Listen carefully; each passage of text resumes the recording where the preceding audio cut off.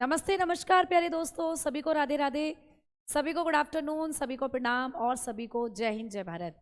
कैसे हैं आप सभी? उम्मीद करती हूँ आप लोग बहुत अच्छे होंगे, बहुत ज़बरदस्त होंगे और एकदम बेहतरीन होंगे और ज़बरदस्त तरीके से आपकी जो पढ़ाई है वो। तो सभी प्यारे साथियों का मैं भावना भाटी स्वागत करती हूँ आपके प्यारे से परिवार रोजगार विद एप्लीकेशन पर। जल्दी से सभी प्यारे दोस्त क्लास के साथ जुड़ जाइएगा। क्लास सभी को नमस्कार, सभी को प्रणाम और सभी को तो एक बार सभी दोस्त क्लास के साथ जुड़े और मुझे बताएं कि क्या आप लोग मुझे सुन पा रहे हैं? क्या आप लोगों तक मेरे जो कमेंट्स हैं वो पहुंच पा रहे हैं या नहीं? फटाफट से बताएंगे सभी दोस्त, फटाफट से आए और बताएं कि क्या आप लोग मुझे सुन पा रहे हैं। अगर हाँ तो कमेंट सेक्शन में थम्स अप कर दीजिए। उसके बाद अपनी इस क्लास को आगे लेकर चलते हैं। ओके मैडम, ओके मैम, आवाज़ आ रही है? Okay, all okay, yes ma'am, yes ma'am, yes ma'am, जी वॉइस आ रही है, जी मैम, जी। चलो बहुत बढ़िया। तो अब क्लास को शुरू करते हैं। तो कल हमारी ये क्लास हो चुकी थी, उसमें हमने बात करी थी आपके जो बायोलॉजी है वो किस शब्द से बना है, बायोलॉजी के फादर कौन है यानी पिता, है ना, जीव विज्ञान के पिता। तो अगर मैं आप लोगों से पूछूं आज की इस क्लास में कि आप लोग में से कितने ऐसे बच्चे हैं जो बताएंगे कि जंतु विज्ञान के पिता किसको कहते हैं, who is the father of zoology, who is the father of zoology, यानी जंतु विज्ञान के पिता किसको कहते हैं? फटाफट से सभी दोस्त कमेंट सेक्शन में बताओ भाई। कमेंट सेक्शन में बताएंगे who is the father of zoology, यानी जंतु विज्ञान के पिता किसको कहा जाता है? नमस्ते, नमस्कार। अरस्तु को कहते हैं, रोशन बोल रहे हैं, बहुत बढ़िया। और सभी बच्चों के कमेंट आने लगे हैं, अरस्तु अरस्तु। जितेंद्र है, चंदन है, राहुल है, अनिल है, अंकित है, उमा है ना, अंजलि, मोहित, बहुत बढ़िया। तो चलिए इस क्लास में हम लोग क्या करने वाले हैं, आपकी बायोलॉजी का एक टॉपिक जिसका नाम है सेल यानी कोशिका, इस चैप्टर को अब हम शुरू करने वाले हैं। तो बायोलॉजी की एक पहली क्लास कल हो चुकी है, आज दूसरी क्लास है और आज की क्लास को हम लोग एक टॉपिक के साथ शुरू करेंगे। इस टॉपिक का नाम है दोस्तों कोशिका यानी कि सेल। बहुत ज़्यादा इंपॉर्टेंट टॉपिक है बच्चा, क्योंकि ये टॉपिक आपको जब भी बायोलॉजी पूछी जाती है ज़्यादातर चांसेस होते हैं कि इसी चैप्टर से क्वेश्चन आपको पूछे जाएं। ठीक है, आलोक कृष्णा, बहुत बढ़िया बेटा, बहुत अच्छे से आपने बताया सभी बच्चों ने कि जीव विज्ञान के पिता भी अरस्तु ही हैं और जो जंतु विज्ञान है जूलॉजी के फादर भी अरस्तु हैं।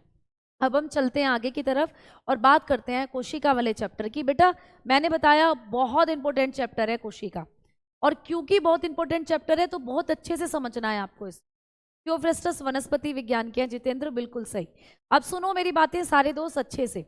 बेटा ये चैप्टर बड़े आराम से पढ़ना है, बहुत अच्छे से पढ़ना है और बहुत बड़ा चैप्टर है, इसीलिए आप लोगों को पेशेंस के साथ पूरा अपने अंदर पेशेंस रखना है, आपको तसल्ली पूर्वक ये चैप्टर पढ़ना है। ठीक है, चलिए आइए अब बात करते हैं हम लोग यहाँ से कि मैम कोशिका का अध्ययन क्या कहलाता है। सबसे पहला पॉइंट पेपर में क्वेश्चन पूछा जाता है कि कोशिका का अध्ययन क्या कहलाता है। ठीक है, कोशिका का अध्ययन यानी कि स्टडी ऑफ सेल। आपको पेपर में आता है क्वेश्चन कि स्टडी ऑफ सेल क्या होता है, कोशिका के अध्ययन को क्या कहा जाता है। तो दोस्तों कोशिका के अध्ययन को कहा जाता है साइटोलॉजी। ठीक है, तो कोशिका का अध्ययन क्या होता है, साइटोलॉजी। तो ये आपको पूछा जाएगा कि साइटोलॉजी किसका अध्ययन है। आप बताओगे कि साइटोलॉजी जो होता है ये कोशिका का अध्ययन है। ठीक है, तो कोशिका के अध्ययन को हम लोग क्या कहते हैं, साइटोलॉजी। ठीक है, साइटोलॉजी। तो कोशिका के अध्ययन को कहा जाता है साइटोलॉजी। पेपर में आपको पूछा जाता है कि साइटोलॉजी किसका अध्ययन है, आप बताते हो कोशिका का अध्ययन। अगला पॉइंट आपको पूछा जाता है कि कोशिका है क्या मैडम, ये कोशिका होता क्या है। तो बेटा आप लोग, मैं, इस संसार में जितने भी सजीव हैं, अच्छा आप कौन से ऐसे सजीवों के बारे में जानते हो? कल की क्लास में मैंने बताया था कि भाई जीवाणु भी सजीव की कैटेगरी में आता है, बैक्टीरिया ऑल्सो लिविंग। ठीक है, एंड आप लोग बताओगे कि मैम पेड़ पौधे भी सजीवों की कैटेगरी में आते हैं, और जीव जंतु जितने भी हैं इस पृथ्वी पर सब सजीवों की कैटेगरी में आते हैं। तो इन सबका शरीर को, इन सबका जो शरीर है ना वो बना होता है कोशिका से, यानी इन सब सजीवों के शरीर को बनाने वाली जो सबसे छोटी इकाई होती है उसको कहा जाता है कोशिका। बिल्कुल आस्था जी, बिल्कुल। तो कोशिका क्या होती है, आप लोग बताएंगे सजीवों के शरीर की सबसे छोटी इकाई। तो आप लोग बताएंगे सजीवों के शरीर की, ठीक है, शरीर की सबसे छोटी इकाई, ये आपको पूछा जाता है, सबसे छोटी इकाई। तो कोशिका क्या होता है, सजीवों के शरीर की सबसे छोटी इकाई है।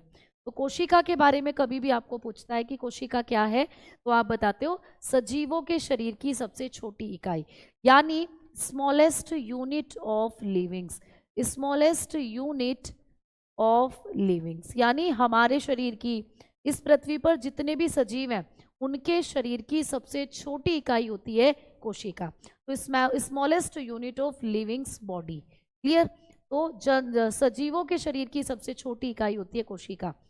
क्या मैम पेड़ पौधे भी कोशिका से बने होते हैं? तो बिल्कुल, पेड़ पौधों को भी बनाने वाली कोशिका, सारे जंतुओं को बनाने वाली कोशिका, बैक्टीरिया को बनाने वाली कोशिका, फंगस, कवक जो मैंने कल बताए थे जैसे मशरूम वगैरह, इन सब को बनाने वाली कोशिका, और हम इंसानों को भी बनाने वाली जो सबसे छोटी इकाई है वो कोशिका होती है।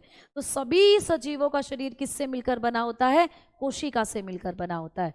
तो इसीलिए हम कह सकते हैं smallest unit of livings body होती है जो सेल, क्लियर। अब चलते हैं आगे, कोशिका की एक और परिभाषा दी जाती है। या मैम कोशिका कैसी दिखती है? तो आपके शरीर के अंदर जो कोशिकाएं होती हैं वो ऐसी होती है बेटा, आपका पूरा शरीर इस तरीके की कोशिकाओं से मिलकर बना है। अगर हम बात करते हैं आपकी आंखों की तो इस तरीके की कोशिका, अगर हम बात करते हैं आपके लीवर की तो इस तरीके की कोशिका है, आपका किडनी, आपका दिल, आपके फेफड़े, आपकी बॉडी के अंदर जितने भी ऑर्गन है सब इसी प्रकार की कोशिकाओं से बने हुए होते हैं। तो आपके शरीर को या सजीवों के शरीर को बनाने वाली जो सबसे छोटी इकाई है वो कोशिका है। क्या मैम कोशिका को हम बिना माइक्रोस्कोप के देख सकते हैं या नॉर्मल आंखों से देख सकते हैं? तो बिल्कुल नहीं। अगर आप लोगों के फेफड़े हैं और फेफड़ों को ऐसे झांक झांक कर देखोगे तो क्या कोशिकाएं नजर आएंगी? क्या बिल्कुल नजर नहीं आएंगी, क्योंकि ये सूक्ष्मदर्शी से दिखाई जाती हैं। ये फोटो जो लिया हुआ है ये माइक्रोस्कोप से लिया था, तो सूक्ष्मदर्शी से देखी जाती हैं जो कोशिकाएं होती हैं, ठीक है ना, क्लियर। क्लियर। टोटल कितनी क्लास होगी बेटा ऐसा बताना मुश्किल है, लेकिन एक क्लास हुई है अभी कल। आगे अभी मैंने आपको कहा कि कोशिश है पूरा कि 1.5-2 महीने में हमारा सिलेबस कंप्लीट होगा, ठीक है बेटा। चलिए अब आ जाइए, बात करते हैं कोशिका के बारे में। एक और डेफिनेशन आपको दी जाती है, तो कोशिका और क्या होती है? तो कोशिका की एक और परिभाषा कि भाई कोशिका सजीवों की, ऐसे भी लिखा होता है पेपर में कि कोशिका सजीवों की, प्यारे दोस्तों, सजीवों की क्रियात्मक और संरचनात्मक इकाई है। तो कोशिका ही हमारे शरीर की क्रियात्मक तथा संरचनात्मक इकाई है, ये भी पूछा जाता है, ठीक है, संरचनात्मक इकाई है। तो कोशिका हमारे बॉडी की सबसे छोटी इकाई तो है ही, साथ में हमारे शरीर की संरचनात्मक और क्रियात्मक इकाई भी है, तो ये भी पूछा जाता है। तो बताएंगे सेल इज द फंक्शनल, भाई फंक्शनल यूनिट भी है, functional and structural unit of body या ऑफ लिविंग्स। तो कोशिका को हम लोग क्या कहते हैं? सजीवों की क्रियात्मक और संरचनात्मक इकाई भी कहते हैं बेटा। तो ये भी डेफिनेशन कोशिका की आपको पेपर में दी हुई होती है।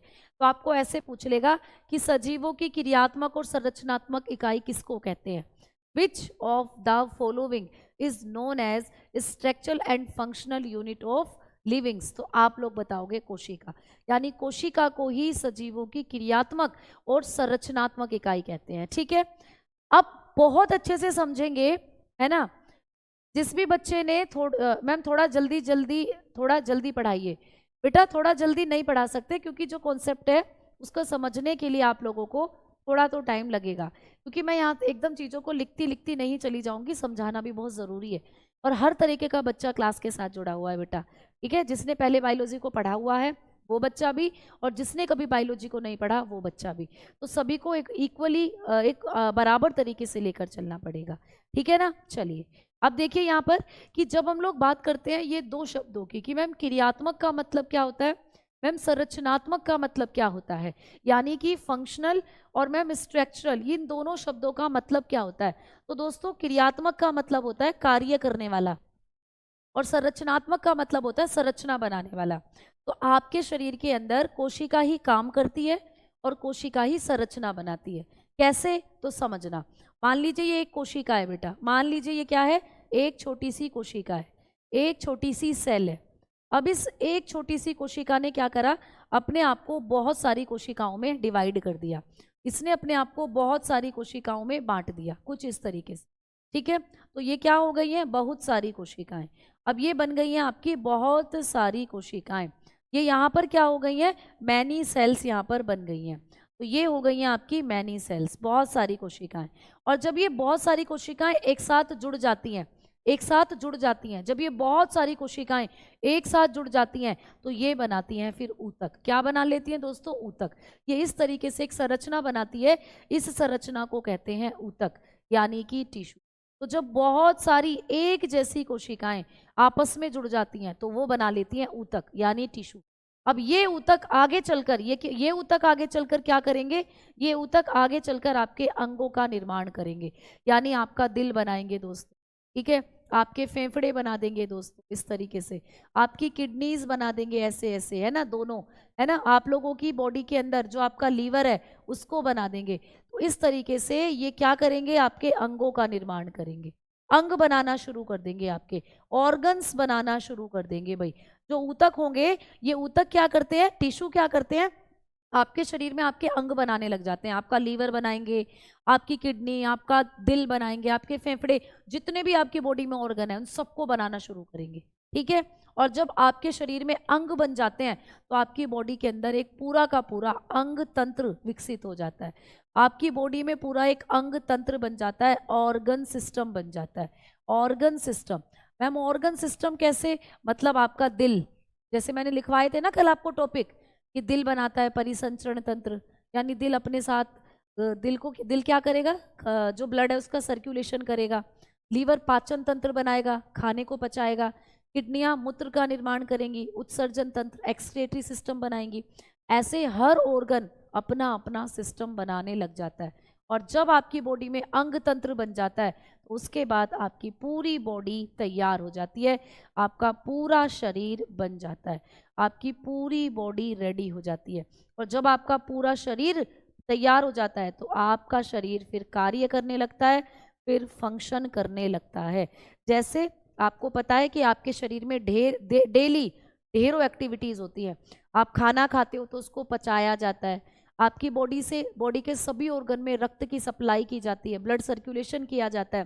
डेली आप मूत्र बनाते हो, अपनी बॉडी से मूत्र का त्याग करते हो, मल का त्याग करते हो, है ना। आपकी बॉडी में डेली बहुत सारे हार्मोन बन रहे होते हैं, क्लियर। तो आप डेली सांस भी लेते हो, श्वसन करते हो, तो आपकी बॉडी दिन भर में बहुत सारे काम करती है, बहुत सारी एक्टिविटी आपकी बॉडी में होती है, क्लियर, समझ में आ गई, है ना। बेटा दिल गलत बना दिया, अरे भैया जब दिल पढ़ोगे तो बहुत अच्छे से दिल को भी बता देंगे। अभी ऐसा ही पढ़ो, क्योंकि आप जब स्ट्रक्चर पढ़ते हो ना दिल का स्ट्रक्चर पेपर में नहीं आएगा आप लोगों को। दिल की क्रियाविधि को समझना बहुत ज़रूरी है। तो अभी आपको इतना समझ लेना है कि हाँ, दिल को भी बनाने का काम कोशिका करती है। ठीक है ना, समझ में आ गई बात, क्लियर है ना, समझ में आई चीज़ें। चलिए आ जाओ, आगे बात कर रहे हैं हम लोग। आगे बात करेंगे कि यहाँ से हमारा जो ये सारी चीज़ें हैं आप लोगों की, तो आपने देखा कि एक कोशिका जो होती है, एक कोशिका जो होती है वो क्या करती है प्यारे दोस्त, वही आपके शरीर के सारे अंगों को बना रही है, और लास्ट में कार्य करने का काम भी कोशिका कर रही है। जैसे अगर मैं कहूँ आपके लीवर का क्या काम है, तो आप कहोगे हमारे लीवर का काम होता है पाचन करना। अब हमारे लीवर का काम पाचन करना है, तो पाचन लीवर में कौन कर रहा है, तो लीवर की कोशिकाएं। जैसे कि मान लीजिए दोस्तों ये आपका लीवर है, जैसे कि मान लीजिए ये आप लोगों का क्या है दोस्त, लीवर। अब ये लीवर क्या करता है, ये लीवर बहुत सारी कोशिकाओं से बना है, देखो ये रहा, ये बहुत सारी कोशिकाएं हैं जो लीवर को बना रही हैं। ठीक है, अब ये कोशिकाएं क्या कर रही हैं, ये कोशिकाएं हैं जो लीवर को बना रही है, क्लियर, ये सेल हैं जो लीवर को बना रही हैं।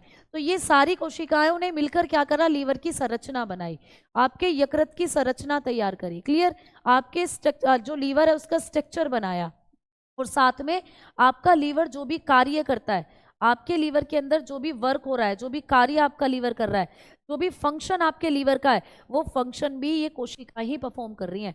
तो कोशिका ही संरचना बनाती है और कोशिका ही अंगों में कार्य करती हैं। इसीलिए कोशिका को संरचनात्मक और क्रियात्मक इकाई के रूप में जाना जाता है। बात समझ में आई या नहीं, जल्दी से बताओ। तो मैंने बहुत आसान तरीके से आपको चीजें समझाई हैं। यही काम दिल के साथ होगा। दिल भी कोशिकाओं से बना है और दिल का काम क्या होता है? सर्कुलेशन, रक्त को पूरे अंगों में पहुंचाता है जो दिल होता है। तो दिल के अंदर भी जो दिल भी बना है वो कोशिका से ही बना है और दिल में जो काम कर रही हैं वो भी कोशिका कर रही हैं। जिस दिन दिल खराब हो जाता है उस दिन दिल की कोशिकाएं ही खराब होती हैं, दिल की कोशिकाएं ही काम करना बंद कर देती है, इसीलिए दिल भी काम करना बंद करेगा और रोगी की मृत्यु हो जाती है। तो कहने के लिए आपने अभी अभी समझा कि कोशिका ही सजीवों की क्रियात्मक और संरचनात्मक इकाई है। समझ में आ गई बात? बहुत बढ़िया से समझ में आया। चलिए अब आगे बढ़ते हैं और अब हम लोग बात करते हैं कि मैम कोशिका की खोज किसने करी थी। ये बहुत इंपॉर्टेंट पॉइंट है, पेपर में क्वेश्चन आता है कि कोशिका की खोज। तो आइए बात करते हैं कि कोशिका की खोज किसने करी थी। दो, ठीक है, यानी डिस्कवरी ऑफ सेल। तो जब हम लोग बात करते हैं डिस्कवरी ऑफ सेल की, तो सबसे पहले आपको यहाँ से दो चीजें याद रखनी है। कोशिका की खोज से संबंधित दो तरीके के प्रश्न आपको पूछे जाते हैं। चलिए दोनों के बारे में बात करते हैं कि कोशिका की खोज से हमें दो तरीके के पॉइंट पूछे जाते हैं। एक तो आपको पूछा जाता है कि भाई मृत कोशिका की खोज किसने करी थी, ये क्वेश्चन आता है। मृत कोशिका की खोज, ठीक है, मृत कोशिका की खोज मतलब डेड सेल की खोज, मतलब मरी हुई कोशिका को सबसे पहले किसने खोजा। तो आपको पेपर में पूछा जाता है discovery of dead cell. Discovery of dead cell को किसने किया था? डेड सेल यानी कि मृत कोशिका को सबसे पहले किसने खोजा? तो आप लोग आंसर करके आओगे रॉबर्ट हुक, ठीक है, रॉबर्ट हुक नाम के साइंटिस्ट, रॉबर्ट हुक। तो रॉबर्ट हुक नाम के साइंटिस्ट थे जिन्होंने सबसे पहले क्या किया था दोस्तों? मृत कोशिका की खोज करी थी। कब करी थी? 1665 में, ये भी पूछा जाता है। तो सबसे पहले डेड सेल को खोजने का जो श्रेय जाता है वो जाता है रॉबर्ट हुक के पास, है ना। अब रॉबर्ट हुक ने किसमें खोजा था डेड सेल को, ये पूछ लिया जाएगा। तो आप लोग बताओगे कि कॉर्क कोशिका में खोजा था। किसमें? कॉर्क कोशिका में। क्लियर? आप बताते हो कि किसमें खोजा था? कॉर्क कोशिका में खोजा था बेटा, ये भी पूछा जाता है। कॉर्क कोशिका में खोजा था। तो किसके अंदर सबसे पहले डेड सेल को खोजा था? तो आप बताओगे was discovered, was discovered, discovered in cork cell. तो भाई ये कॉर्क सेल में खोजा था सबसे पहले डेड सेल को। मैम कॉर्क क्या होता है? कॉर्क होता है लकड़ी का एक छोटा सा टुकड़ा, लकड़ी का एक छोटा सा पीस। तो सबसे पहले रॉबर्ट हुक ने जीवित मृत कोशिका को खोजा, डेड सेल को डिस्कवर किया 1665 में। और किस में किया था? एक कॉर्क सेल में किया था। कॉर्क सेल कैसी दिखती है? देखो ये है कॉर्क सेल। जब हम एक लकड़ी का एक छोटा सा पीस काटते हैं ना, लकड़ी का जब एक छोटा सा पीस काटेंगे और उसको माइक्रोस्कोप में रखेंगे, ऐसा दिखाई देगा आपको, ऐसा। तो लकड़ी का एक छोटा सा पीस काटा रॉबर्ट हुक ने, उसको माइक्रोस्कोप में रखकर देखा, तो तब उनको नजर आए कुछ ऐसे मधुमक्खी के समान छत्ते के जैसी संरचनाएं। ठीक है, ये देखो ये वाले, ऐसा नहीं लग रहा जैसे मधुमक्खी के छत्ते हो, ये बड़ा कर दिया भाई, माइक्रोस्कोप से खींचा गया फोटो है ये। तो यहाँ आप लोग देख पा रहे हो कि छोटे छोटे छत्ते से, छोटे छोटे कमरे से बने हुए हैं ये बने हुए। तो मधुमक्खी के छत्ते के समान कमरे नजर आए रॉबर्ट हुक को, और रॉबर्ट हुक ने इन कमरों को नाम दिया सेल, यानी कोशिका। तो तभी से रॉबर्ट हुक को जाना जाता है मृत कोशिका की खोज के लिए। ठीक है, तो रॉबर्ट हुक ने जब कॉर्क, एक लकड़ी के छोटे से पीस को, है ना, अच्छा मेरा इंतजार करते हो 2 बजे, आपका पढ़ाया हुआ समझ में आ जाता है बेटा। बहुत बहुत शुक्रिया, नाम तो आपका चला गया ऊपर, कमेंट आधा था, मैं पढ़ पाई हूँ इसको। ठीक है, चलो एक बच्चा कह रहा है कि मैम कोशिका क्या होती है मैडम जी। मैं ये कहूँ कि पूरी रामायण खत्म हो गई, ये पूछ रहे हैं राम कौन थे, राम कौन थे। ठीक है, ठीक, चलो अब देखो समझो बेटा। बेटा मैंने अभी भी बताया इस पृथ्वी पर जितने भी सजीव है ना, उनको बनाने वाली जो इकाई है उसी को कहते हैं कोशिका। अगर आप किसी को कह रहे हो ना कि ये सजीव है, तो फिर आप उसके अंदर ये भी सोच के चलो कि वो सजीव कोशिका से बना है। तो हमारे बॉडी में कुछ नहीं है, हमारा शरीर बिना कोशिका के कुछ नहीं है। तो हमारी बॉडी को, हम सजीव हैं क्योंकि हमें किसी भी जंतु को, किसी भी पेड़ पौधे को, किसी भी जीवाणु को बनाने वाली जो सबसे छोटी इकाई होती है वही है कोशिका। जैसे लड्डू खाया है कभी? लड्डू खाते हो, लड्डू किसका बनता है? लड्डू बेसन का भी बन जाता है, बूंदी का भी बन जाता है, तिल का भी बन जाता है। अरे भाई तिल के लड्डू याद आ गए, आज ही बनवाऊंगी तिल के लड्डू। तो भैया जब हम लड्डू खाते हैं तो लड्डू को बनाने वाली जो इकाई है वो बूंदी हो सकती है, लड्डू बूंदी का बन सकता है ना, लड्डू बेसन का बन सकता है, लड्डू जो है आप बताते हो भाई तिल के लड्डू बन सकते हैं। तो अगर आपसे कोई पूछे कि लड्डू को बनाने वाली इकाई, तो आप नाम बता दोगे, बेसन, बूंदी या तिल। वैसे ही सजीवों का शरीर जिससे बना है वो होती है बेटा कोशिका, वो होती है कोशिका। समझ में आ गई है बात? तो आप अपने बारे में सोचो, आप कुछ नहीं हो, आप कोशिका से बने हो। अगर आपके शरीर से सारी कोशिकाओं को हटा दिया जाए तो आपका कोई ऑर्गन काम नहीं कर पाएगा, कोई ऑर्गन नहीं बन पाएगा। तो आपका शरीर पूरा कोशिका से बना हुआ है, हर ऑर्गन को बनाने वाली इकाई कोशिका। सबसे पहले कोशिका की खोज रॉबर्ट हुक ने करी थी, या सबसे पहले मृत कोशिका को किसने खोजा? रॉबर्ट हुक ने। किसमें खोजा था? एक कौर कोशिका में। लकड़ी, लकड़ी भाई पेड़, पेड़ क्या होते हैं अभी बताया ना, पेड़ भी तो सजीव है, पेड़ भी तो कोशिका से बने हैं। तो जब एक पेड़ की एक लकड़ी टूट गई, लकड़ी टूटकर नीचे गिर गई, तो उसके अंदर जितनी कोशिका थी वो मर गई, क्योंकि जब कोई इंसान मरता है तो उसकी भी कोशिका मर जाती है, लीवर किडनी सब काम करना बंद कर देते हैं, तभी तो एक रोगी की मृत्यु होती है। तो जब तक लीवर किडनी ऑर्गन सारे काम कर रहे हैं, जब तक वो व्यक्ति जिंदा है। जिस दिन अंगों ने काम करना बंद करा उस दिन मर जाएगा। तो अंग काम करना कब बंद करेंगे? जब वहां की कोशिका काम करना बंद कर देंगी।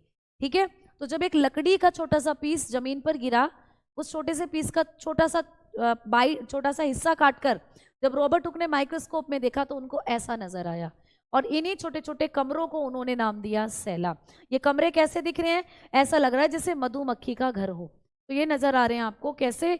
मधुमक्खी के समान, छत्ते, जैसे मधुमक्खी का छत्ता होता है इसके समान ये आपको नजर आते हैं, है ना। तो मधुमक्खी के छत्ते के समान संरचना इसको नजर आई।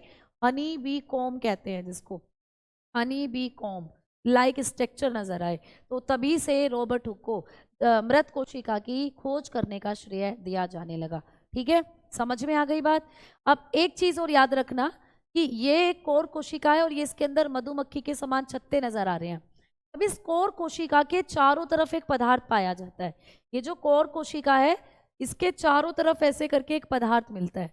तो ये भी क्वेश्चन आता है कि कोर्क कोशिका के चारों तरफ कौन सा पदार्थ पाया जाता है? तो भाई कोर्क कोशिका के चारों तरफ, इस पॉइंट को आप लोग लिखेंगे, पेपर में पूछा जाने वाला प्रश्न है।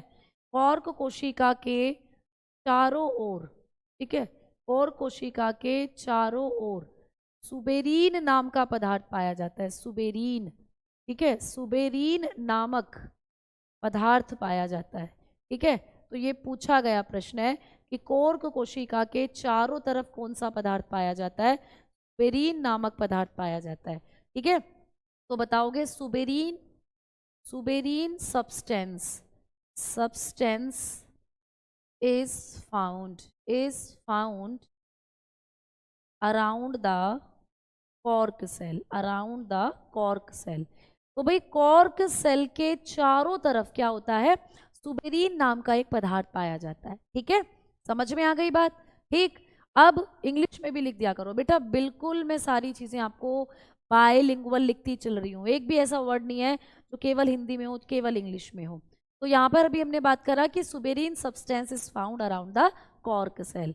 अब मैम ये सुबेरीन करता क्या है? मान लीजिए लाल लाल रंग का जो मैंने बनाया है ये सुबेरीन है, मान लो ये रेड रेड कलर से जो मैंने बनाया है ये सुबेरीन है। अब मैम ये सुबेरीन क्यों पाया जाता है, इसका काम क्या है? ये सुबेरीन कोर कोशिका के चारों तरफ पाया जाता है, तो मैम इसका काम क्या है इस सुबेरीन का? ठीक है, तो हम लोग बताएंगे कि ये जो सुबेरीन नाम का पदार्थ होता है ना, ये कोर कोशिका के अंदर पानी नहीं जाने देता, और कोर्क कोशिका के अंदर क्या नहीं जाने देता? कोर कोशिका के अंदर गैस को नहीं जाने देता। तो ये भी आपको पेपर में पूछा जाता है कि कोर कोशिका के चारों तरफ जो सुबेरीन नाम का पदार्थ होता है इसका काम क्या होता है? तो भाई इसका काम भी सुन लीजिएगा, पॉइंट बना के लिख लीजिएगा। ठीक है, तो मैं लिख रही हूं यहाँ पर, आप अपनी कॉपी में लिखिएगा कि यह कॉर्क कोशिका को, कॉर्क कोशिका को क्या काम करता है सुबेरीन? यह कॉर्क कोशिका को जल तथा गैस रोधी बनाता है। जल तथा गैस रोधी, मतलब कोर कोशिका के अंदर ना तो पानी को जाने देता और ना जल को जाने देता। ठीक है, तो इसका काम क्या होता है सुबेरीन का, यह कोर कोशिका को जल और गैस रोधी बनाता है।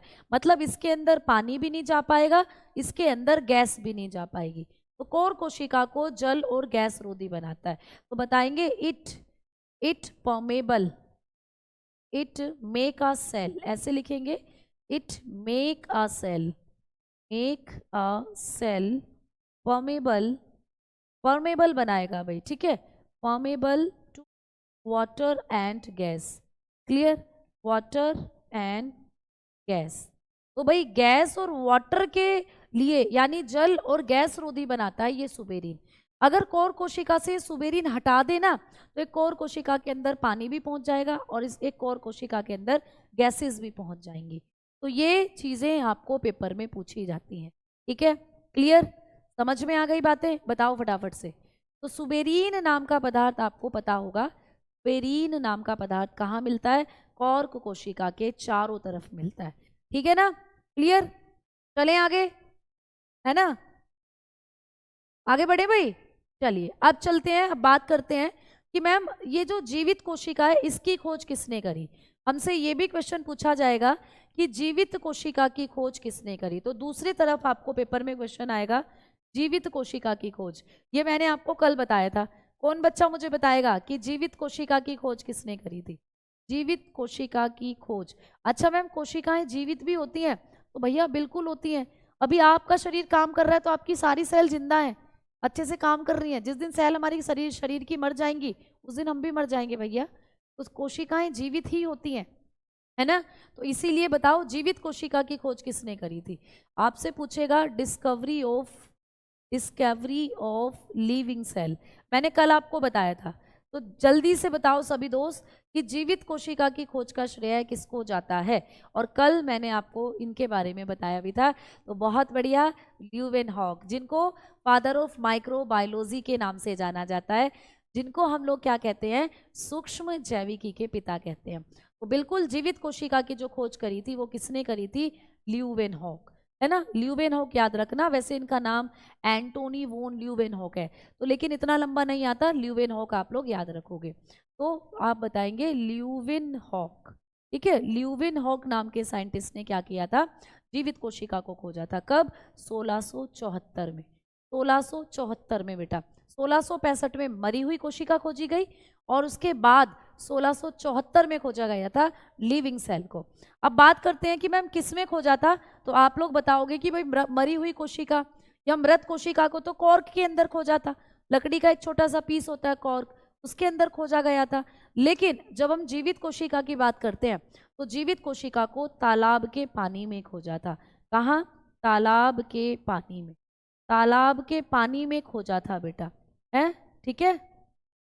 तो कब खोजा था, तालाब के पानी में खोजा था, इन पॉन्ड वाटर, क्लियर, इन पॉन्ड वाटर।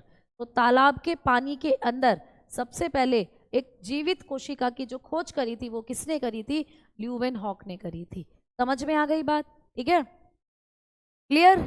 हाँ जी नरेश जी, कतई हो गई है, बिल्कुल हो गई है।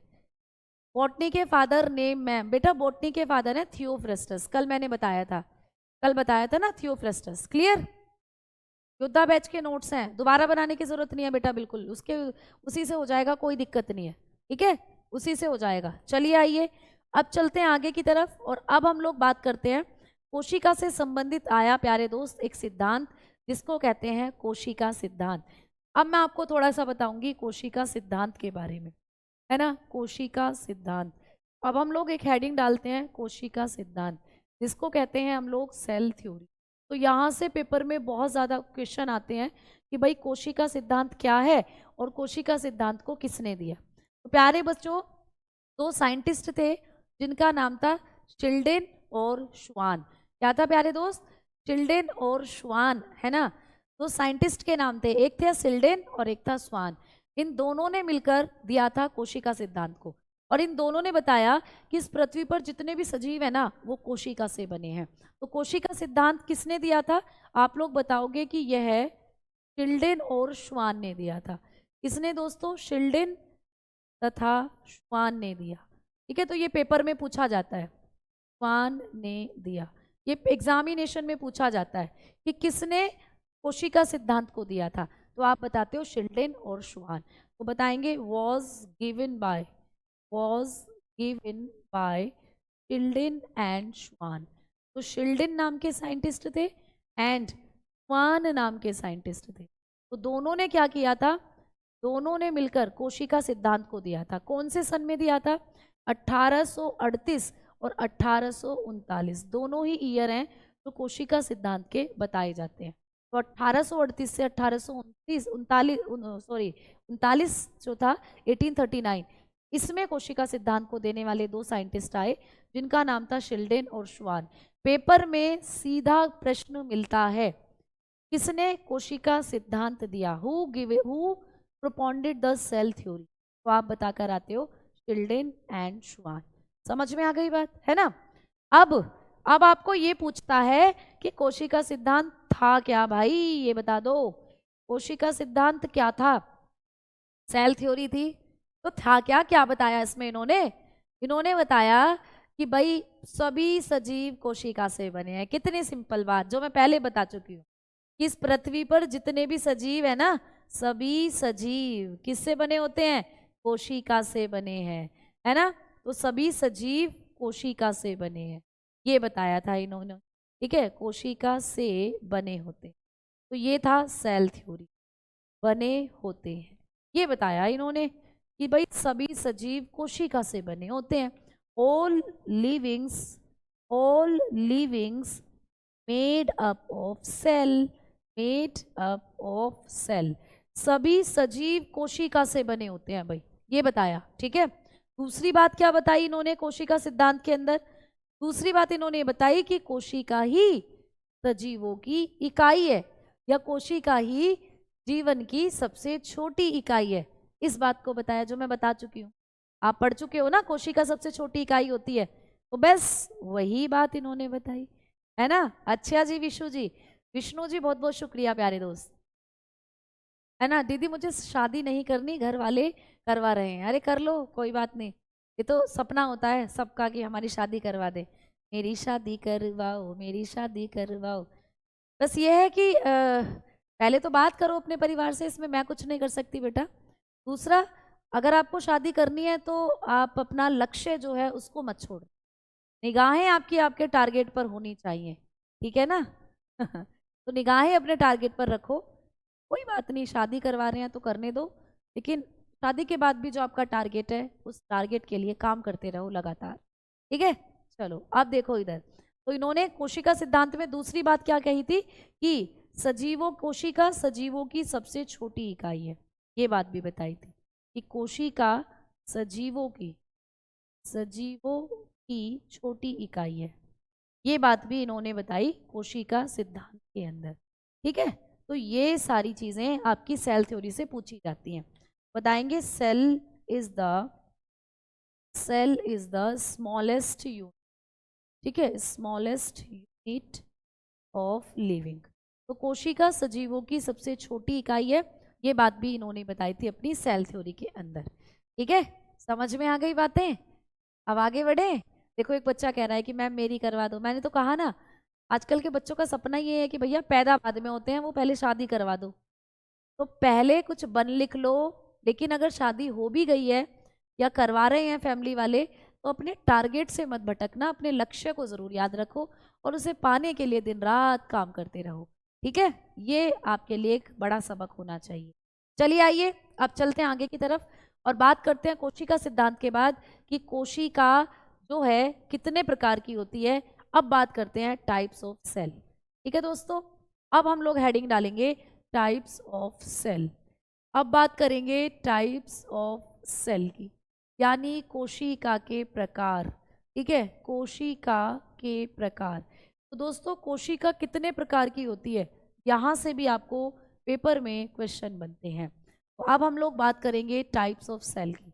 क्या मैम आपने अभी बताया कि इस पृथ्वी पर जितने भी सजीव हैं, है ना, वो कोशिका से बने हैं, all livings are made up of cell. तो क्या सारे के सारे एक जैसी कोशिका से बने हैं, सबके शरीर में एक जैसी कोशिका है? पेड़ पौधों के अंदर जो कोशिका है वही कोशिका हमारे अंदर है क्या? जीवाणु में जो कोशिका है वही कोशिका हमारे अंदर है क्या? तो हम कहेंगे नहीं। इस पृथ्वी पर सभी सजीव कोशिका से जरूर बने हैं, लेकिन सबके शरीर में अलग प्रकार की कोशिका पाई जाती है। हर किसी को अलग तरीके की कोशिका बनाती है। जैसे जीवाणु की कोशिका अलग प्रकार की है, पेड़ पौधों की कोशिका अलग है, और जंतुओं की कोशिका अलग। तो जंतु कोशिका, पादप कोशिका और जीवाणु कोशिका, तीनों ये अलग तरीके की कोशिकाएं होती हैं। तो आइए सबसे पहले बात करते हैं कि कोशिका को कितने भागों में बांटा गया है। तो बात करेंगे सबसे पहले हम कि कोशिका को 2 भागों में बांटा है। ठीक है, अगर हम देखें तो सेल को हमने 2 पार्ट्स में बांटा है। एक होती है अकेंद्रीय कोशिका, क्लियर, अकेंद्रीय कोशिका। एक क्या हो जाती है? अकेंद्रीय कोशिका, क्लियर, जिसको हम कहते हैं प्रोकैरियोटिक सेल। Prokaryotic cell. एक हो जाती है प्रोकैरियोटिक सेल, ठीक है, एक हो जाएगी भाई प्रोकैरियोटिक सेल, और दूसरी हो जाती है सकेंद्रीय कोशिका। एक अकेंद्रीय और एक सकेंद्रीय कोशिका। दूसरी हो जाती है सकेंद्रीय कोशिका, जिसको कहते हैं यूकैरियोटिक सेल, है ना, यूकैरियोटिक सेल। तो यूकैरियोटिक और प्रोकैरियोटिक 2 तरीके की होती हैं बच्चा कोशिका, है ना, 2 तरीके की होती हैं कोशिकाएं। अच्छा, अकेंद्रीय और सकेंद्रीय, इनमें एक नाम, एक अंतर आपको समझ में आ रहा होगा। आ मतलब नहीं, केंद्रीय मतलब केंद्रक, मतलब ऐसी कोशिका जिसमें केंद्रक नहीं होता। ठीक है, हिंदी वालों के लिए। अगर इंग्लिश में देखें तो प्रो का मतलब होता है प्राचीन, प्रिमिटिव, बहुत पहले जो कोशिका बनी थी, प्राचीन कोशिका, है ना, प्राचीन कोशिका, क्लियर। चलो अब देखो इधर आगे है सकेंद्रीय। स मतलब साथ में, केंद्रक, केंद्रीय मतलब केंद्रक, तो केंद्रक के साथ वाली कोशिका, मतलब जिसमें केंद्रक होता है, ऐसी कोशिका। तो यहाँ पर आप लोगों को समझना है कि प्रोकैरियोटिक कोशिका जो होती है ये प्राचीन कोशिका है बेटा। ये कैसी कोशिकाएं? प्राचीन, मतलब सबसे पहले यही कोशिका बनी थी पृथ्वी पर। जब पृथ्वी पर जीवन बन रहा था ना, और नए नए जीवों का निर्माण हो रहा था, तो यही कोशिका थी जो सबसे पहले बनी थी। तो ये प्राचीन कोशिका है। तो आपको क्वेश्चन आ जाता है कि निम्नलिखित में से प्राचीन कोशिका कौन सी है? Which of the following is a primitive cell? तो ये एक प्रिमिटिव सेल है, ठीक है, it is a primitive cell. तो ये एक प्रिमिटिव सेल है, एक प्राचीन कोशिका है, ठीक है, एक प्राचीन कोशिका। मैम ये एक विकसित कोशिका है, ये बाद में बनी, तो इसमें बहुत सारी चीजें बनना शुरू हो गई थी, ये डेवलप हो गई थी। तो ये क्या है दोस्तों? आप बताओगे कि ये विकसित कोशिका है, ये विकसित कोशिका है। तो कौन सी कोशिका विकसित कोशिका के अंदर आती है? कौन सी कोशिका विकसित कोशिका की श्रेणी में आती है? आप बता देते हैं सकेंद्रीय कोशिका। तो आप लोग बताते हो इट इज डेवलप्ड सेल, है ना, तो ये डेवलप्ड सेल है, ये आपको याद रखना। समझ में आ गई बात? तो प्राचीन कोशिका कौन सी है? ये वाली। ये पहले देखो, पृथ्वी पर एकदम से जीव नहीं बने, हमारे जैसे इतने बड़े जीव एकदम से नहीं बने। पहले जब पृथ्वी पर जीवन का निर्माण, जीवन का विकास, जीवन उत्पन्न हो रहा था पृथ्वी पर, तो एक कोशिका वाले जीव बने थे। एक कोशिका वाले जीव मतलब ऐसे जीव जो बहुत छोटे, जिनके अंदर एक ही कोशिका थी। ठीक है, अभी देखो यहाँ पे समझना एक चीज, नोट डालकर मैं आपको एक चीज लिखवाऊंगी, उसको अच्छे से समझना। यहाँ से भी क्वेश्चन आता है पेपर में, मैं नोट डालकर एक चीज लिखवा रही हूँ, समझना। एक होता है एक कोशिकीय जीव, आपको पहचानने के लिए देते हैं पेपर में कि कौन से जीव एक कोशिकीय हैं, है ना, एक कोशिकीय जीव, जिसको कहते हैं यूनिसेल्यूलर, यूनिसेल्यूलर, यूनिसेल्यूलर ऑर्गेनिज्म। ठीक है, ऑर्गेनिज्म। तो भाई इस पृथ्वी पर जब जीवन उत्पन्न हो रहा था, तो एक बात बताओ मुझे कि जब कोई चीज, हम लोग कोई नई शुरुआत करते हैं, तो छोटी छोटी चीजों से शुरू करते हैं, क्यों एकदम से बड़ा धमाका कर देते हैं? तो आप कहोगे कि जब हम कोई चीज सीखते हैं या जब हम कोई काम करते हैं, तो हम पहले थोड़ा थोड़ा सीखते हैं ना, थोड़ा थोड़ा, थोड़े थोड़े से फिर ज़्यादा, धीरे धीरे हम बढ़ते चले जाते हैं और फिर बड़ी चीज़ों को करना शुरू कर देते हैं। मान लीजिए जैसे एक किताब वाले ने किताब की दुकान खोली, पहले वो छोटे छोटे पब्लिकेशन की किताबें खरीद कर लाएगा, है ना, छोटा थोड़ा थोड़ा स्टॉक रखेगा। जब उसे लगेगा किताबें बिकने लगी हैं तो धीरे धीरे अपने स्टॉक को बढ़ाएगा। फिर एक दिन ऐसा आएगा कि उसकी दुकान चल निकलेगी और पूरी दुकान में किताबें किताबें, छोटे से लेकर बड़े राइटर की किताबें किताबें होंगी। तो सिमिलरली इस पृथ्वी पर जब जीवन उत्पन्न हो रहा था तो पहले एक कोशिका वाले जीव बने, ठीक है, यूनिसेल्यूलर जीव बने। और इसके बाद बने कौन से जीव?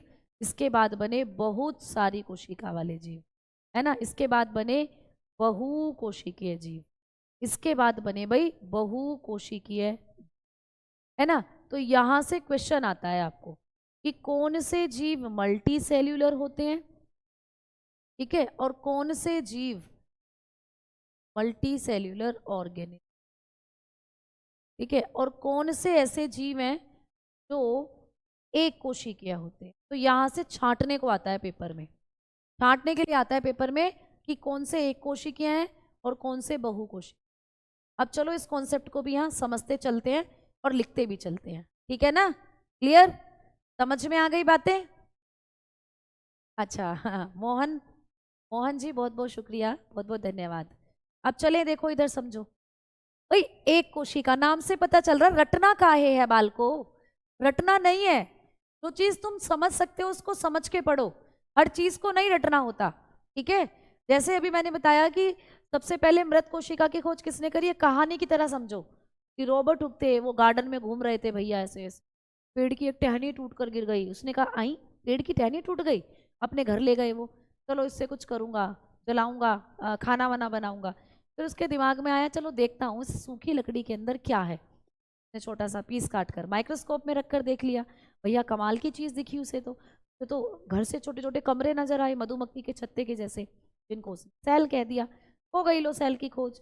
फिर एक दिन ल्यूवेनहॉक नहाने के लिए जा रहे थे, तालाब में कूद पड़े नहाने के लिए। जैसे तालाब में कूदे तो उन्होंने सोचा इस तालाब के अंदर कुछ है तो नहीं जो मुझे काट लेगा, वो वैसा तो उसको कुछ नहीं दिखा, लेकिन उसने सोचा कि इसके पानी को माइक्रोस्कोप में रखकर देखता हूँ इसमें क्या है। जैसे ही उसने इस पानी को माइक्रोस्कोप में, पानी की एक बूंद को माइक्रोस्कोप में रखा, नाचते हुए नजर आए वहां पर कोशिकाएं, डांस करती हुई दिखी, ऐसे हो गई जीवित कोशिका की खोज। फिर उसके बाद आपके एक कोशिकीय और बहुकोशिकीय जीवों का कॉन्सेप्ट आता है। एक कोशिकीय जो एक ही कोशिका से बने हैं, है ना। तो भाई एक कोशिकीय एक कोशिका से बने होते हैं, इनमें एक ही कोशिका है, एक कोशिका से बने होते हैं। समझ में आ गई बात? तो कौन से जीव हैं जिनके शरीर में एक ही कोशिका होती है? तो आप बताते हो एक कोशिकीय जीव, ये एक ही कोशिका से बने होते हैं। तो आप लोग बताओगे made up of single cell, ये किससे बने होते हैं? सिंगल सेल से बने होते हैं, ठीक है, एक ही कोशिका से बने होंगे। जैसे कि ये, तो भैया ये रही एक कोशिका, ही है एक ही कोशिका है, ये एक ही कोशिका से बने हैं। अब मैम ये काम भी क्या करते हैं, है ना, ये काम भी, इनके अंदर सारा काम भी ये एक ही कोशिका करेगी। इत्तू सी जान और इतने सारे काम, ऐसा समझ लो कि जैसे हम मूवी नहीं देखते हैं, मूवी में एक खड़ूस सास होती है और वो अपनी बहू से सारे घर का काम करवाती है, बहू ही कपड़े धोएगी, बहू ही खाना बनाएगी, बहू ही पोछा लगाएगी, बहू ही पैर दबाएगी। तो मतलब एक बहू और इतने सारे काम, इत्तू सी जान और इतने सारे काम। तो यहाँ पर भी कोशिका के साथ वही कॉन्सेप्ट होता है, एक कोशिका, वो चुन्नू सी कोशिका, और यही सारे काम करती है। इन जीवों में, एक कोशिकीय जीवों के अंदर क्या होता है भैया, सारे काम एक ही कोशिका करेगी। अगर ये सांस ले रहे हैं तो इसी कोशिका से लेंगे, ठीक है, अगर ये रेस्पिरेशन कर रहे हैं तो इसी कोशिका से करेंगे, अगर ये जनन कर रहे हैं तो इसी कोशिका से करेंगे, रिप्रोडक्शन नए जीव की उत्पत्ति कर रहे हैं तो इसी से करेंगे, अगर ये पाचन खाना पचा रहे हैं तो भैया पाचन भी विचारों में इसी कोशिका से हो रहा है, डाइजेशन भी इसी कोशिका से हो रहा है। तो एक ही कोशिका सारे काम करती है, एक ही कोशिका इनमें सारे काम करती है, एक कोशिकीय जीवों। अब मैम कौन कौन होते हैं कोशिकीय जीव? जैसे कि एक कोशिकीय जीवों में आता है भाई जीवाणु, जीवाणु एक कोशिकीय है, उसमें एक ही कोशिका है, वही सारे काम करती है। तो ये बैक्टीरिया कैसा जीव है? एक कोशिका से बना हुआ, है ना। मैम अमीबा, अमीबा एक कोशिकीय जीव है, अमीबा जो मैंने कल बताया था पानी में रहता है, अमीबा भी बेचारा एक कोशिकीय है ना। युगलीना, मैम युगलीना क्या है? युगलीना भी एक कोशिकीय होता है, ये भी आपको माइक्रोस्कोप से दिखाई देगा, एक कोशिकीय। मैम प्लाज्मोडियम, एक कोशिकीय है, प्लाज्मोडियम, है ना, मलेरिया करता है हमारे अंदर, प्लाज्मोडियम, प्लाज्मोडियम, ये सब क्या होते हैं, एक कोशिकीय होते हैं। मैम पैरामीशियम एक कोशिकीय होता है। केंचुआ तो बहुत सारी, बेटा जो तुम्हें नॉर्मल आंखों से दिख जाए ना, समझ लेना वो बहुत सारी कोशिकाओं से बना है, ठीक है, वो बहुत सारी कोशिकाओं से बना है। चींटी, मैंने कल भी बताया था, चींटी क्या है, चींटी आपको नॉर्मल दिखाई दे जाती है, चींटी में बहुत सारी कोशिकाएं हैं तब वो तुम्हें दिखाई दे रही है। जो एक कोशिका से बना है वो तो आप नॉर्मल आंखों से देख ही नहीं सकते, तो इसीलिए केंचुआ तो दिखाई दे जाता है, तो बहुत सारी कोशिकाओं से बना है, तो इसीलिए जीवाणु, अमीबा, यूग्लिना, प्लाज्मोडियम ये सब होते हैं एक कोशिकीय, ये एक कोशिका से बने हैं। अब बात करें बहुकोशिकीय की, तो भैया ये बहुत सारी कोशिकाओं से बने हैं, बहुत सारी कोशिकाओं से बने हैं, ठीक है। तो जो जीव बहुत सारी कोशिकाओं से बने होते हैं, कोशिकाओं से बने होते हैं, उनको क्या कहते हैं, उनको कहते हैं बहुकोशिकीय जीव, है ना, उनको कहते हैं मल्टी सेल्यूलर ऑर्गेनिज्म। तो आप लोग बताओगे made up of many cell, यानी एक से ज्यादा कोशिकाओं, बहुत सारी कोशिकाओं से बने होते हैं बहुकोशिकीय जीव। अब बहुकोशिकीय जीव वो हैं जो आपको सामान्य आंखों से दिखाई दे जाएं। अब कौन बच्चा मुझे बताएगा कि ऐसा कौन है जिसको आप सामान्य आंखों से देख सकते हो। अब चुड़ैल तो कहना मत, है ना, भूत भी मत कहना कि मैम भूत तो दिखाई नहीं देते लेकिन होते हैं। भैया भूत तो हमें ही नहीं पता आज तक कि क्या चीज़ है, किस बला का नाम है भूत, चुड़ैल किस बला का नाम है। लड़के कहते हैं लड़कियां होती हैं चुड़ैल, पर पता नहीं उन्हें कहाँ मिली थी। कभी कभी किसी लड़के से चुड़ैल का सामना हो सकता है, बट मैं आज तक पर्सनली ना भूत से मिली हूँ ना चुड़ैल से मिली, ठीक है। उनको छोड़कर जो आपको दिखाई दे रहे हैं नॉर्मल आंखों से, वो सब बहुकोशिकीय। मैंने आपको चींटी का एग्जाम्पल दिया, अब आप चींटी के बाद तो आप देखते ही हो सब कितने बड़े बड़े हैं। हम लोग, कुत्ता, बिल्ली, गधा, घोड़ा, पेड़ पौधे, सब के सब क्या होते हैं, बहुकोशिकीय, है ना, समझ में आ गई बात। तो बहुकोशिकीय का एग्जाम्पल देना जरूरी है क्या, तो कहोगे मैडम वैसे तो हम बता देंगे कि बहुकोशिकीय जीव कौन कौन से हैं, लेकिन एक आधे जीव को बताने में बड़ी दिक्कत होती है, तो पेपर में आता है। जैसे कि मैं बताऊं कि बहुकोशिकीय कौन होते हैं, तो आप बताते हो कि जो मल्टी सेल्यूलर के एग्जाम्पल हैं, मल्टी सेल्यूलर के जो एग्जाम्पल हैं वो कौन से हैं, आप बताना। हाइड्रा, कभी सुना है नाम हाइड्रा का, अब जरूर सुनिए। हाइड्रा ये पानी में रहने वाला जंतु है ना, ये पानी में रहता है बेटा, एक जंतु है, लेकिन ये बहुत सारी कोशिकाओं से बना। तो आपको पेपर में दे देगा कि निम्नलिखित में से कौन एक बहुकोशिकीय जीव है या एक बहुकोशिकीय जंतु है, which of the following is a multi cellular animal. तो आप हाइड्रा का नाम आपने कभी नहीं सुना, कुत्ता बिल्ली गधा घोड़ा देता तो पहचान लोगे, ये नहीं पहचान पाओगे। तो इसीलिए याद रखना कि हाइड्रा एक बहुकोशिकीय जंतु है बेटा, ये पानी में रहने वाला जंतु है बेटा, एनिमल है। समझ में आ गई बात, इसको पहचान लोगे, ठीक। तो हाइड्रा हो गया बहुकोशिकीय जंतु है। आगे अगर बात करते हैं हम लोग कि जो कृमि होते हैं, कृमि यानी वोम, बहुत सारे वोम, ठीक है, जो कीड़े अभी मैंने आपको बताया, वोम जो हमारे अंदर बीमारी करते हैं, क्या हो जाते हैं, ये भी बहुकोशिकीय होते हैं, ठीक है। समझ में आ गई बात, तो बाकी तो सब आप बता ही दोगे बहुकोशिकीय कौन होते है ना, क्लियर। चलो, ये आप लोगों ने देखा कि बहुकोशिकीय और एक कोशिकीय ऐसे बने थे, जीवन की उत्पत्ति ऐसे हुई। सबसे पहले ये जीवाणु बना था एक कोशिका वाला, तो जीवाणु में कौन सी कोशिका थी, तो हम बताते हैं प्रोकैरियोटिक, मतलब ये वाली कोशिका सबसे पहले जो एक कोशिकीय जीव बने थे उनमें पाई जाती, तो ये प्राचीन कोशिका है, पुरानी कोशिका। फिर धीरे धीरे इसी कोशिकाओं में बहुत सारे बदलाव हुए, उससे बन गई फिर ये वाली कोशिका यूकैरियोटिक। तो आपको कभी भी पूछे कि प्रिमिटिव सेल किसको कहते हैं, प्रोकैरियोटिक को, और विकसित कोशिका डेवलप्ड सेल किसको कहते हैं, सकेंद्री यानी यूकैरियोटिक कोशिका, ठीक है। अब देखो, अब मैं कल की क्लास में आप लोगों को ये प्रोकैरियोटिक और यूकैरियोटिक का जो आगे का कॉन्सेप्ट है उसको समझा, मतलब कल की क्लास में हम प्रोकैरियोटिक और यूकैरियोटिक के साथ ही चीज़ों को शुरू करेंगे, ठीक है बेटा। तो कल की क्लास में मैं आपको प्रोकैरियोटिक कोशिका, प्रोकैरियोटिक यानी कि जिसको हम लोग क्या कहते हैं, अकेंद्रीय कोशिका कहते हैं। इससे सारे डिफरेंसेस, इसके सारे एग्जाम्पल मैं आपको कल बताऊंगी। और यूकैरियोटिक सेल, यूकैरियोटिक सेल, ठीक है, यूकैरियोटिक जिसको कहते हैं सकेंद्रीय कोशिका, इनके बारे में आगे के कॉन्सेप्ट्स को पढ़ेंगे। ठीक है बच्चों, समझ में आई बातें? तो कल की क्लास में हमारा जो मेन मुद्दा होगा वो ये होगा, प्रोकैरियोटिक और यूकैरियोटिक। ठीक है मैम, इतनी जल्दी क्लास हो जाती है पता ही नहीं चलता। हाँ बेटा, टाइम पता ही नहीं चलता कितनी जल्दी भाग जाता है। कुछ तुम बत्तू सारे के सारे, कुछ मैं बत्तू, है ना। पढ़ते पढ़ते समझते समझते कब 1 घंटा हो जाता है पता ही नहीं चलता। ठीक, तो हम कल की क्लास में ये सारी चीज़ों को पढ़ेंगे बेटा। देखो, दिमाग पर प्रेशर बिल्कुल नहीं लेना है। कैसे बायोलॉजी करेंगे, मैंने कहा जब तुम बायोलॉजी की अंतिम क्लास में होगे, मैं यहाँ खड़ी होकर जिस दिन कहूँगी कि आज आपकी लास्ट क्लास है, तब आपको बहुत सारा सेटिस्फेक्शन मिल चुका होगा कि हाँ, बायोलॉजी का प्रश्न तो बनाए आएंगे, बहुत आसान है बायोलॉजी। ठीक है, ऐसे ही सीखते सीखते बहुत सारी चीज़ें सीख जाओगे। बस क्लास के साथ बने रहा करो, है ना। और एक बार रात को चीज़ों को रिकॉल कर लिया करो। ठीक है, कोई डाउट होता है टेलीग्राम ग्रुप में आप उस डाउट को पूछ सकते हो, कोई दिक्कत नहीं। ऐसे ही पढ़ेंगे सारी चीज़ें। ठीक है, तो मिलते हैं कल की क्लास में। तब तक के लिए धन्यवाद। जय हिंद, जय भारत, नमस्ते, नमस्कार सभी प्यारे दोस्त। ठीक है, चले, टाटा, बाय बाय। जी बिल्कुल टाइम से कोर्स करवाएंगे, आप बिल्कुल परेशान ना हो।